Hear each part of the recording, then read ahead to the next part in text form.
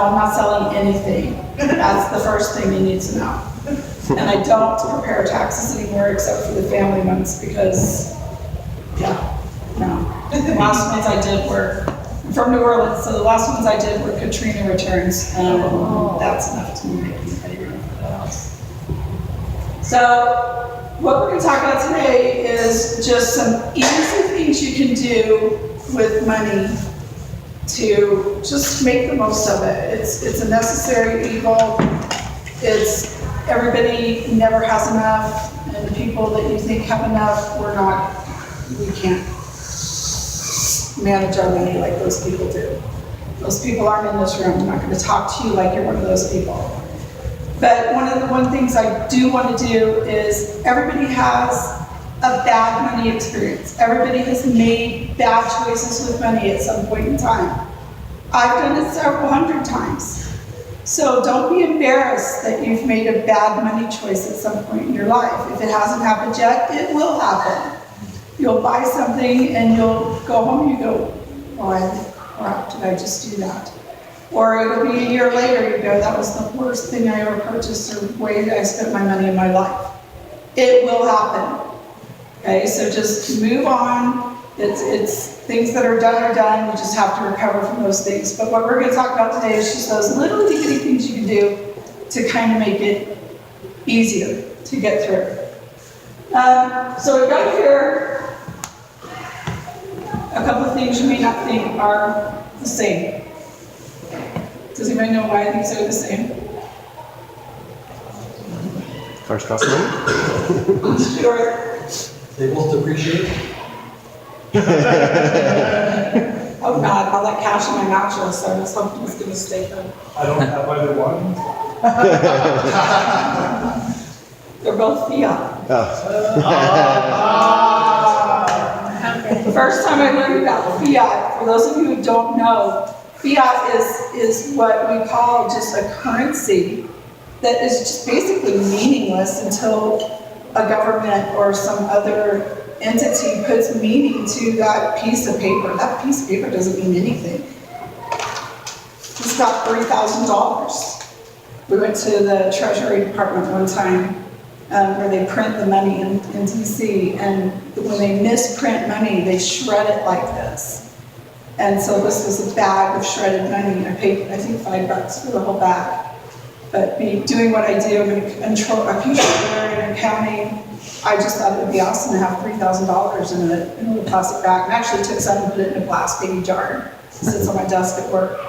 But yeah, money really doesn't mean anything until we give it value. So we need to make sure the value we're giving it is what we want to get. So we're just going to talk about these simple principles to make that money work for you. The number one principle I have for you is to track your money. Okay? Do you know how much money you spend every month on gasoline, on car insurance? That might be an easier one. On Starbucks, on the DABC store for alcohol, on eating out. I started shopping at the alcohol store a couple years ago. Probably was not the best idea I ever had. But at least now I know exactly how much of my money goes there. Okay? There's lots of different free money management apps. This one I didn't know about until I was putting this together. It's called Home Budget. I think it's a Google program. Really simple and easy when I look through it a little bit. You can do all of these on your phone. Pocket Expense is another really simple. The most common one is called Mint. It is an Intuit product. So it will actually talk to TurboTax at the end of the year. I do a lot of accounting work, so I just have QuickBooks. And that's where my regular checking account for my home is too, is QuickBooks, but Mint and QuickBooks are kind of the same. And you can do Mint on your phone and on a personal computer, which sometimes makes it easier.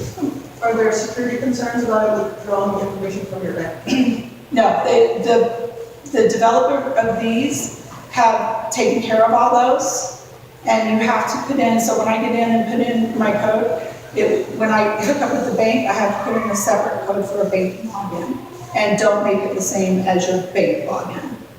So there's a code there, and there's a code to put into your bank. So you can set that code. But every time I hook up with my bank, I have to type in that password. So, a good question. Yeah, they've got all of that taken care of. That's another good question though. I have a brother who does computer security, and he says you should always, always, always use the two-step verification to log into your bank accounts. I'm lazy, I don't. And he also needed it before. I'm pessimistic. I think people want my money there. Okay. This is the time of year, so we're going to talk about taxes, taxes, and taxes. Death and taxes, right? Only two things guaranteed. So I'm going to ask everybody here, was your refund larger or smaller than it was last year? Larger? Smaller. Refund meaning paying more? Yeah, that's the next question. Is it your refund was larger and your tax bill was smaller? Do you know what your tax bill was? How much was your total tax this year compared to last year? Does anyone in here know? Does anyone in here know when you got to the form at the end, your total tax, was that larger or smaller? Because all you're doing with a tax refund is you are getting your change back from the IRS. And the most perfect thing to do is to have that refund at the end of the year be zero. Because all you've done all year long is let the IRS and the government have your money on an interest-free loan all year long. And yeah, it's great. Hey, I got $4,000 back. Hey, you just let the government keep $250 a month all year long. Interest-free.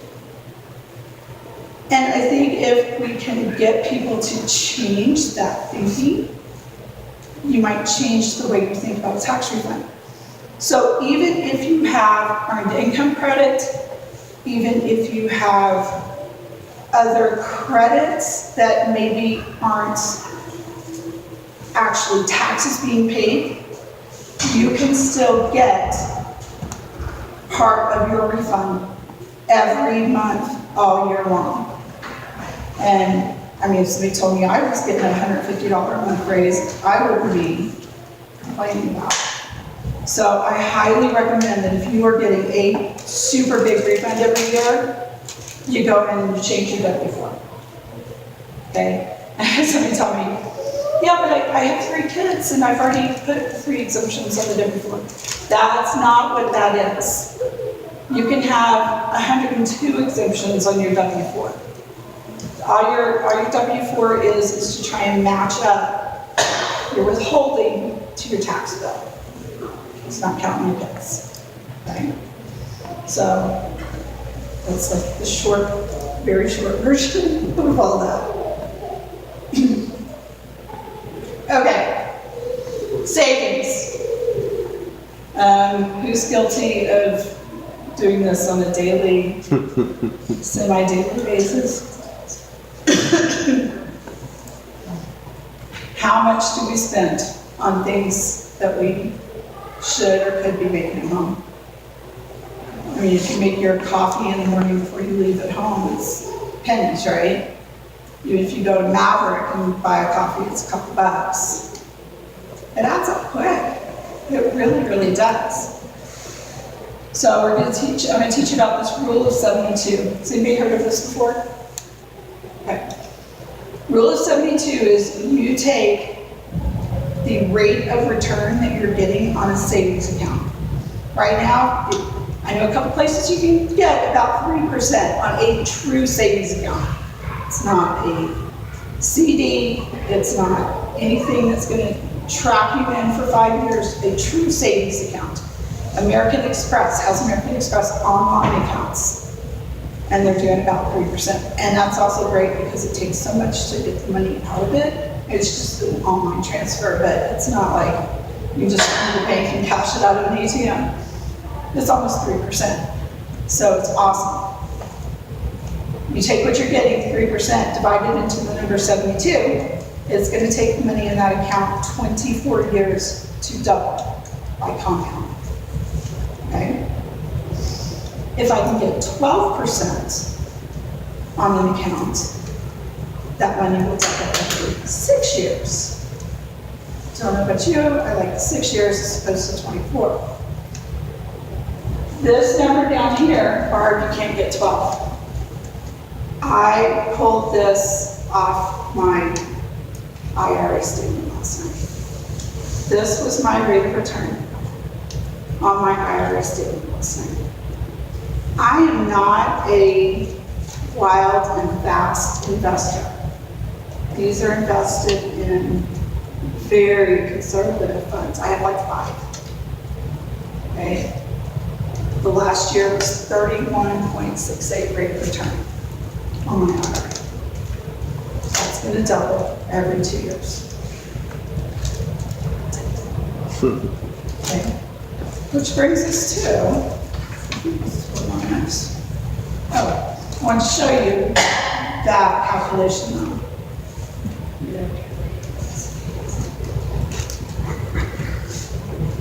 Let's go back to our $5 a day for drinks or Starbucks and everything.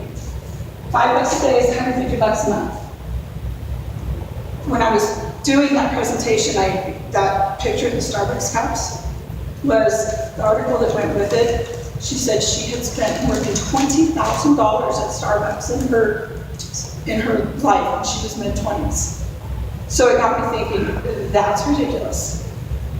So I put for $5 a day into the sheet, and at 3% after 10 years, she would have had $21,000 saved.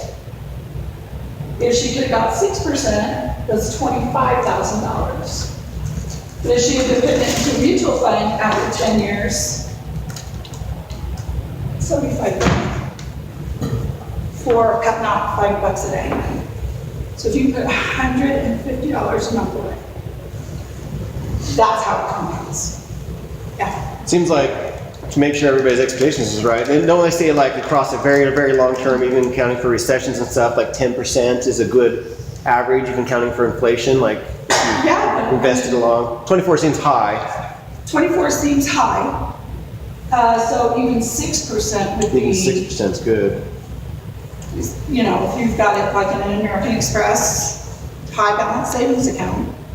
Well, high balance for them is over 5,000.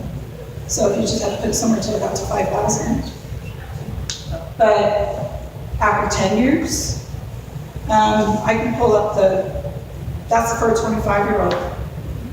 When it got to like the time she got 60 years old, you're talking like $1 million. Yeah. That's the thing, it starts compounding pretty quickly after that. Starts compounding really quickly. But 6% is doable anyway.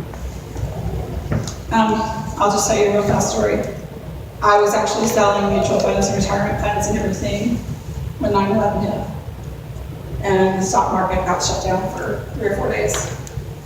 And we knew when it reopened, everything was going to go just nosedive. So I called every single one of my clients and I told them, everything's gonna go down. Do not look at your balances. Don't touch anything. Are you retiring tomorrow? And of course they all told me, no, not retiring tomorrow. Leave it alone. In fact, if you have money sitting somewhere else that you can put into the market in the next week, month, do it. Why? The stock market is on sale right now. It is a huge sale. So if you can go put more money in right now, it's the best time. And people don't think of dips like that. Stock market's the only thing that people freak out about when it's on sale. But unless you need the money today, don't worry about it. Okay, number 4. Has anybody heard of debt stacking before? I just thought something in here, Jeff, I think you're shaking your head. Is that, well, I may be thinking of the Dave Ramsey principle of pay off the one and then take what you were paying to that one and add it to the next debt and then snowball. Yeah, Dave Ramsey and Susie Orman have kind of tried to put their, it's funny when I find that Dave Ramsey says one thing and Susie Orman says to do the exact opposite. I love it those come up. But yeah, that's the principle, is that if you've got this credit card and this loan and your house and whatever else, maybe a student loan in there, we're gonna talk about student loans in a minute, and all these payments, but you're really trying to get out of debt. Instead of when you pay off that credit card, oh, I'm free, I don't have that $100 a month anymore. No, you've been making the payment, you've been fine. Take that $100, pay it to the next debt. Instead of paying $300 a month on your car, pay $400. And until that one's gone. And then take that $400 and put it to your house. Like, this is literally my debt schedule, right? For debt stacking. If we were just pay everything how it is right now, minimum payments, was that 2039.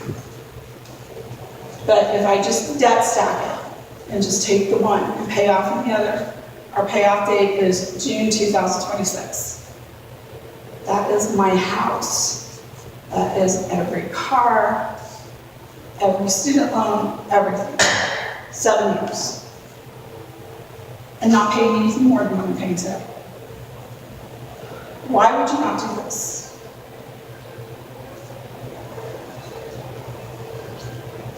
And I can run these for anybody. And there's things online you can run. Super duper easy. But I love this quote too by Albert Einstein. Compound interest is the eighth wonder of the world. People who understand it earn it. And people who don't understand it pay it. The other things Jeff brought up, Dave Ramsey. It was funny when my oldest son got married 12 years ago, 11 years ago. Someone gave them a Dave Ramsey financial course as a wedding present. And I had done this for years, okay? And had thought maybe some of it had rubbed off on him. No. He comes in, he starts telling me about putting $25 a month into a savings account and how much they would have when they got to be 40, and I was just going, really? That's really interesting, I'm gonna kill you. But the other thing that they had learned at this course that I had tried to tell them was that if you know that you're going to be needing a new car, start putting that car payment away every month. So you know in a year and a half, 2 years, that car is going to need to be replaced. Take that $350 a month and go open up a special account. Seriously, American Express should just pay me off. Open up an American Express account, have a check, have $100, $125 a week, goes to that account, and instead of going to the car dealership and having to finance the car, which you should do because they give you a better rate, but then you can just take that money out of your American Express account and pay it off. So you're earning the interest to pay for that car instead of financing the car and paying the interest. Does that make sense? Mm-hmm. So pay the car note to yourself. 401k and retirement.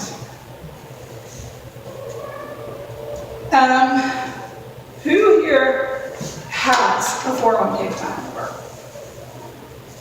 Okay, who here is eligible for a 401k plan but doesn't take advantage of it?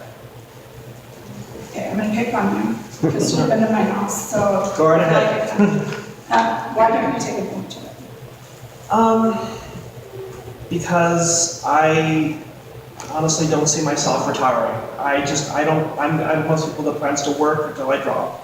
And so if I'm not gonna retire, then I don't see the point. It's free money. It's 100% rate of return on your investment. If you have a 401k, you probably have an employer match, correct? Yes. So at my office, I get an employer match for the first 3%. Do you know what your match is? I don't. Okay, so my 3% plus my employer's 3%, that's 100% rate of return on my money. That's better than the 6, it's better than the 12. Okay, so I would challenge you, go get signed up tomorrow. Okay, there's a couple other things that you have with your 401ks you may not be aware of. People get worried because that's what the rules on here, the first thing you need to know is what your rules on your 401k is. If you need help interpreting those rules, PM me, I will help you go through them. People get scared of them. They don't know which funds to invest in, so they just stick it off in the cash fund. Please don't do that. I had a new 401k recently, and somebody's like, oh, just put it all in the highest rate of return. Well, there are also fees involved in those. So I took the rates of return and then I took the fees and I extrapolated out what a $1,000 investment would be after the fees, and the highest rate of returns weren't the best ones to be in. And it's really simple to do, and I have it on an Excel sheet now, so I can just pop in numbers. So then I found the best ones to be in after I did that. And that's where I went. So your 401k has other withdrawals are allowed from that 401k. If you have overwhelming medical expenses that you can't meet, you can take money out of that 401k without penalty. Now, you will have to pay income tax on it, but you won't have to pay the penalty on it. If you are buying a home for the first time and need money for the down payment and you have money in that 401k, you can take money out of that 401k. Again, you'll have to pay the income tax because you haven't paid income tax on that money yet, but you won't have to pay the penalty. Same with emergency home repairs, avoiding foreclosure, funeral costs. There's a bunch of extenuating circumstances listed for withdrawing from 401ks. Is there a difference between just withdrawing versus getting a loan against your 401k? Okay. It's portable, which means you can take it with you. There's also loans available, which basically means if you need a loan for something, like maybe a car, instead of going to Wells Fargo, or Mountain America, or Chase, or UCCU, or you can borrow money from yourself. So instead of paying somebody else that interest back, yeah, there's going to be a few fees they set up when they do 401k loans, but basically you would be borrowing your own money. So there are more benefits to doing a loan out of 401k than there is to just go to the bank and do one. And guess what? It's easier to qualify too. So if you're having issues qualifying for stuff like that, your 401k is definitely where you need to be looking. So definitely hit up your 401k. And my philosophy is I max out my 401k, like the 3% with matching, and then I max out my Roth IRA contributions. And then if I have money left over for retirement, because I'm old, so I'm getting to the point I need retirement money. And so if I have any money left over after that, then I go back to the 401k, because you can put 100% of your income into a 401k. Up to a certain rule, and it's really crazy.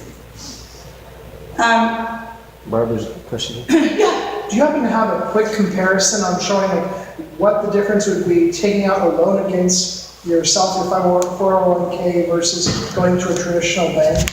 I don't, but they have those online, and I know on my Fidelity login profile, it has one of those. So we can find one for you. Yeah, for sure. Before I hit this one, I was going to do a slide for it and ran out of time at 2 o'clock this morning. But I wanted to hit on education. If you haven't completed any education after high school, I want to encourage you to do that. no matter what your circumstances are. And it doesn't matter if it's like a college degree or a trade school degree, just complete some kind of beyond high school education. Trade schools right now are the it thing. There's so many blue collar jobs that need to be had. My nephew is about to start diesel mechanic school. He's coming out of there making $100,000 a year with like almost no debt. The other thing I want to touch with that is there are thousands upon thousands of dollars in scholarships that go unclaimed every year. People don't know what they are, they don't know that they're qualified for them. Don't just listen to the financial aid counselors at the school. Get deep into Google searches. You know, if you have an extra pinky, I'm sure you could qualify for a scholarship somewhere. Check your employer handbook, or go to your employer and say, I want to go back to school, do you have anything available for me? And student loans. Student loans, there's a love-hate relationship there. If you have student loans, I would encourage you to not consolidate them into any kind of other debt. Leave them alone, because if something were to happen to you, your student loans die with you. That's the good news. But the one caveat I have for that is if you're planning to file bankruptcy for horrible reasons, and I understand it happens, that would be the only time I would say roll your student loans into something else first, because you can't bankruptcy out of student loans. But if you've already rolled them into, pay them off with a credit card, I don't know, to get rid of them. They also survive divorce, staying with the spouse in whose name they are, I'm learning, so. I have no obligation Yeah, for they're my like soon-to-be cockroaches. ex's, They yeah, my survive soon-to-be ex's everything. student loan, yeah. Yeah, except that. So they won't, y'all. But if you're planning to do bankruptcy, then roll them out of the student loan. Okay, so the other miscellaneous thing I have here, life insurance, always get term life insurance. Check if you are a member of a credit union, your employer. Most of the credit unions offer life insurance as a member of the credit union. It's usually about $5,000 or $10,000. Just go in there, ask them if they have it, and fill out your beneficiary form. Mortgages, always go for the longer term on a mortgage. I worked in mortgage banking for a long time, and I didn't sell the mortgages. I was the controller. But I learned a lot, and I've had real estate licenses.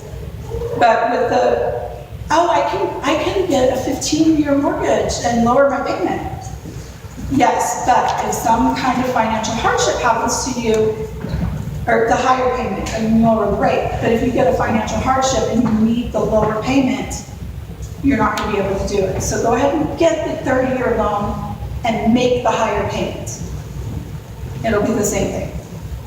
Even with the penalties they sometimes throw on there? There's no prepayment penalties on loans anymore. Oh, is that a new Yep. thing that just happened? Not new. Oh, I just heard. Unless you have a Utah housing loan, and I don't think they put a prepayment penalty on that one either. Yeah, I just heard that if you pay off your loan more aggressively than what was planned, that they're missing out on interest payments, and so they'll penalize. Not mortgage loans. They can't. They can't do that. I think VA is the only one that's allowed to do that. VA? VA, Veterans Administration. Medical things. Most big hospitals or providers, if you are paying cash or if you're paying your balance in full, say you have a big balance, they will give you a discount, 5 to 10%, to pay it off in full at one time. Also, pharmacy cards, rewards cards, grocery rewards cards. I hope everybody in here has one of those. Harmon's or Smith's. We can get up to $1 a gallon off at Harmon's. Like, Same at Smith's. yeah, at Smith's, that's why I said Smith's. Like $1 per gallon off, like once a month, up to 30 gallons. That's cash money. Their gas isn't that expensive and their stuff isn't that expensive, and I make sure I use their pharmacy, so, cha-ching. You have a tank like I drive, and that's 52 some odd gallons. It's a saving to fill up. Right. And then charitable contributions. Oasis is a 501c3. Your donations to Oasis are eligible for tax deduction. We made sure of it. It's like the first thing we did. But also check with your employer. We have had a couple of Oasis members that were putting in time to Oasis, and they went to their employer, and their employer donated to Oasis based on their employees' contribution of time. So it was fantastic. Go to Amazon Smile. Go to your Amazon account, search for Smile. We're going to try and get the Oasis. Oasis was on there, so we need to get our Oasis Yeah, currently Smile. it's not working for Yeah, it's us. not active right now, but there's several other local organizations that do have Smile donations. You don't have to do anything but or you have to make sure you're on the right ordering page for the Smile donation to go. Mine's going right now to Provo Pride. Okay? And you don't have to do anything. You just order your Amazon as usual. And Amazon sends the money to whoever you've picked. And just little itty bitty ways. Did anybody have anything else? I've got my disclaimer in here. All this is my opinion. I'm not a professional. I don't have licenses for currently, so I'm not selling anything. I'm just trying to share hints. Does anybody else have any good hints or things you do that we can all benefit from? Yeah, David. What is your opinion on the utilization of sinking funds? I mean, you kind of touched on the idea of, oh, put a couple hundred away, and then when you need a new car, get it. I've heard kind of one camp is like, oh, just budget out your money and you'll be fine. The other camp is like, no, create sinking funds, throw money into those sinking funds, and then use them when you need them. Yeah, that's kind of what I'm talking about. Create an account that's not your regular accounts. I mean, you should have an emergency fund for sure. But, and that's why I like the online ones, because those aren't showing up on your ATM receipts. Those aren't showing up when you're looking at your other stuff. It's almost like you have to put it so that you only get a statement by email once a quarter. So, the outside outline kind of thing. Yeah, they're there, but they're not at the forefront. You get a raise at work, you've been living on what you've been living on. Take that extra money, would have gotten a raise, put it into a savings account. You mentioned getting an education. Also, Utah has some of the best education savings plans in the nation. I don't know if others have caught up to us, but for a little while, other people will come from other states to invest in ours because ours were so good. You can use it for your family, you can gift it to any other person. There's all these things you can do with it and make it super flexible. You just save up over the years to pay for kids' college and stuff. Yeah, they're $529. Honestly, I'm putting when I get my retirement maxed out, then I'll look at them because there's some rules on them I'm not super duper excited, happy about, and I can take it out of my 401k for the exact same reason. Okay. So yeah, the 529s are great, but I'm gonna play with my 401k first. 401ks are great. The other thing to watch when you're doing the 401ks and the IRAs is that there's two different kinds, okay? So you've heard of the Roth, right? There's a Roth 401k now too, if you don't know. And there's traditional. Traditional, you don't pay tax on that money now, it goes in tax-free. And when you take the money out is when you pay the income tax on it. On Roth IRA and Roth 401k, you're paying the taxes on that money as it goes in. The reason that can be good is if you expect to be in a higher tax bracket when you retire, or if you're not getting the deduction now for putting the money in, you might as well. But if you need to lower your taxable income, you probably need to do traditional. So, any other questions?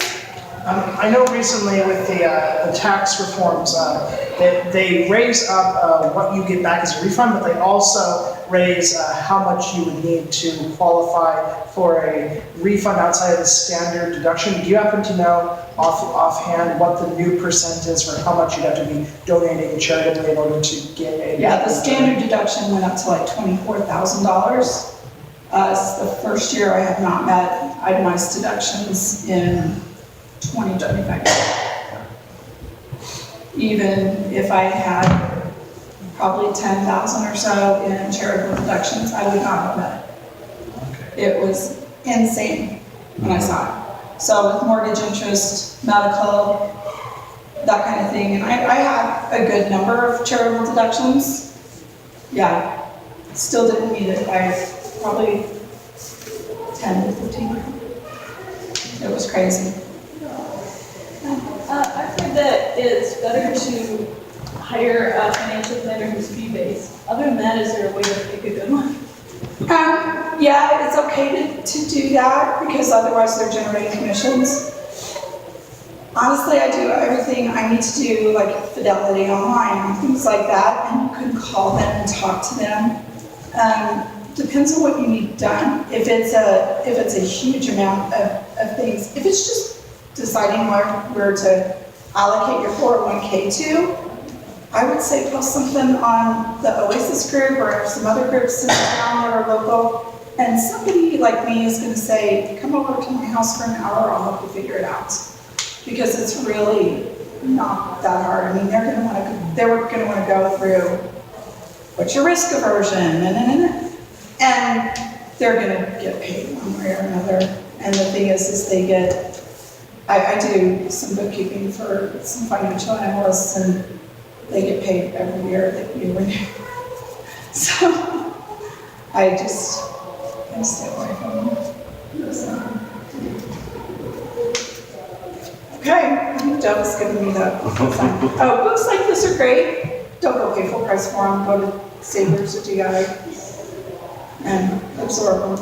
But some of it doesn't apply. A lot of them are good.